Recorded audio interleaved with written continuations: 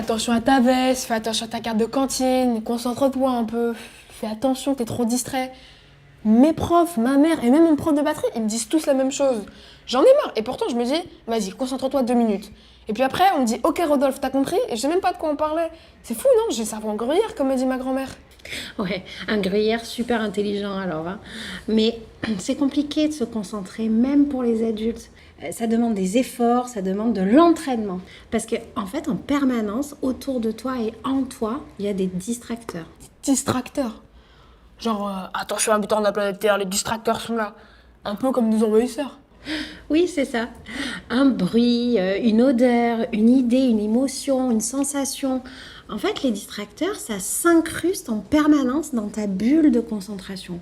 Alors toi, tu essayes de garder le cap, tu essayes de garder le fil, et puis les distracteurs, ils arrivent par la droite, par la gauche, tu tangues, et puis tu risques de décrocher à tout moment. Ouais, mais par exemple, quand je joue aux jeux vidéo, je peux rester concentrée des heures. Ah oui, parce que le plaisir, ça permet de nous aider à résister aux distracteurs.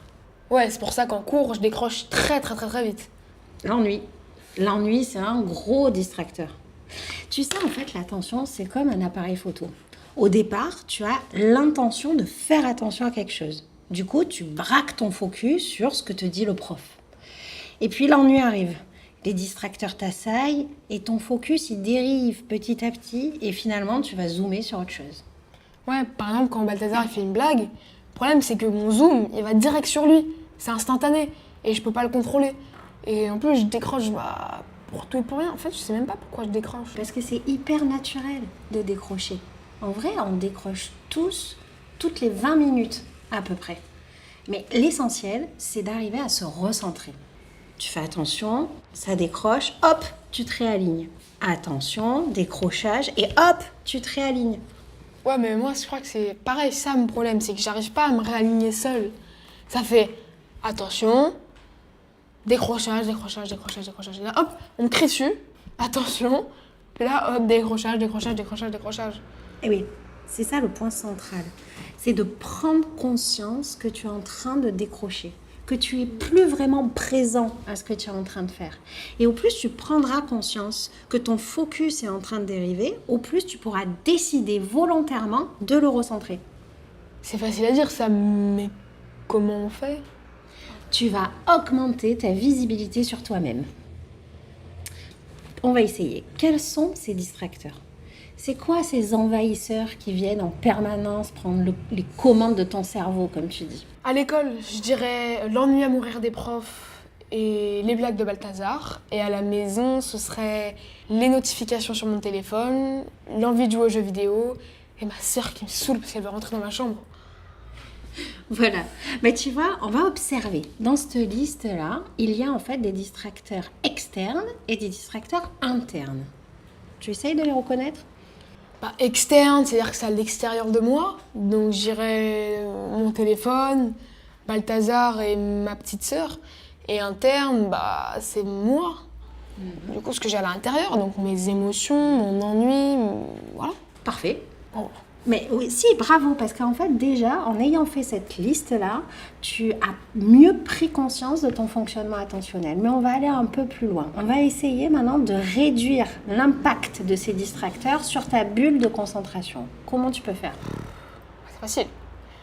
Bâillonner Balthazar, enfermer ma petite sœur dans le placard et éteindre mon téléphone. Oula non, pas éteindre mon téléphone. Non, si j'éteins mon téléphone, je vais passer tout le reste de mon temps à me dire que j'ai raté un truc hyper important sur les réseaux sociaux. Donc moi, en fait, ça va être encore pire. Exactement. Tu vois, là, ce qui est important avec les distracteurs externes, c'est que tu vas expérimenter. Tu as plusieurs options et tu vas les tester, voir l'impact que ça a sur ta bulle de concentration. Est-ce que c'est garder ton téléphone et du coup être parasité par les notifications qui arrivent, ou est-ce que c'est de mettre ton téléphone de côté, mais d'être parasité par les pensées des notifications que tu es en train de louper ? Aménage ton environnement, tu testes et tu réajustes en fonction de la rentabilité sur ta bulle de concentration. Et pour les distracteurs internes, on fait comment d'après toi ? Distracteur interne, c'est les émotions, l'ennui, C'est chaud ça, non? Il faut s'entraîner en fait à faire un tri sélectif dans ses pensées. Tu as 3 types de pensées, donc 3 possibilités.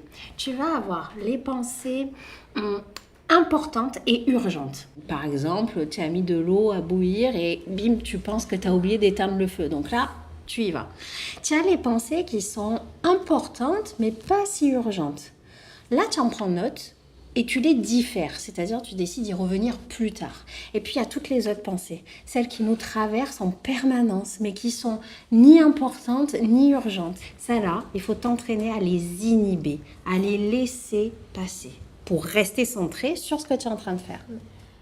Oui, mais imagine, je suis en contrôle. Et là, je me rappelle que c'est l'anniversaire de ma copine dans pas longtemps. Mais il faut absolument que j'y pense. Ben voilà, ça c'est un très bon exemple de pensée importante, mais pas urgente. Donc du coup, tu en prends note, tu l'écris sur un post-it ou tu te mets un rappel sur ton téléphone.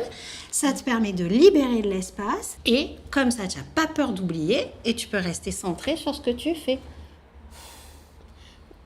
Parfois, moi, mes pensées, tu vois, c'est des gros nuages noirs. Des trucs qui parasitent le cerveau. Et c'est souvent quand je suis en colère contre quelqu'un ou contre moi-même. L'autre jour, ma mère, elle a pleuré à cause de moi et j'ai culpabilisé pendant 2 jours. Ben oui.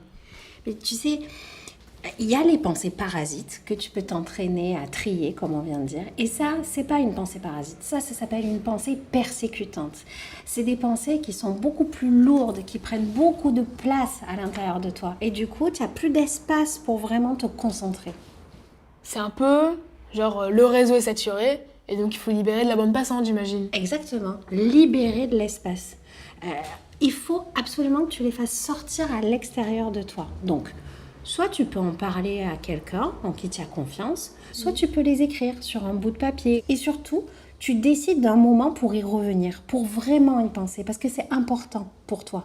Si tu luttes pour ne pas y penser, ça sera pire. Tu vas te décourager et t'épuiser. Ok, je vais essayer. Et sinon, t'as une idée pour l'ennui? Parce que vraiment, ça, c'est mon distracteur en chef à l'école.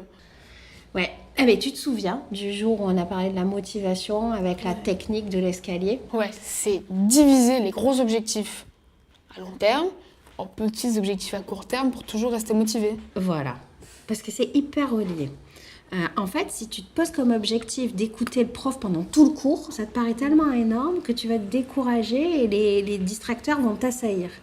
Il faut que tu essayes de découper cet objectif en plus petits objectifs, plus courts, plus précis. Tu m'encourages à genre me dire, ok, je reste concentré 5 minutes. Par exemple, 5 minutes où tu peux te dire, tiens, je me fixe de comprendre cette notion ou de rester concentré pendant cet exercice. Puis après, je décide de décrocher et de revenir. Ou pas. En fait, c'est toi qui décides. Donc là, tu m'encourages à décrocher. Ben ouais, un peu en fait. Mais c'est pas pareil parce que c'est toi qui décides. Tu peux te dire, je vais me mettre à fond sur cet exercice et après, je ferai une bonne blague à Balthazar. Là, c'est presque un décrochage récompense, tu vois. Et puis, c'est toi qui pilotes. Tu reprends complètement les commandes de ton attention. Donc si ça se trouve, le mec qui a écrit Star Wars, il voulait juste nous faire part de ses troubles de l'attention. C'est ça.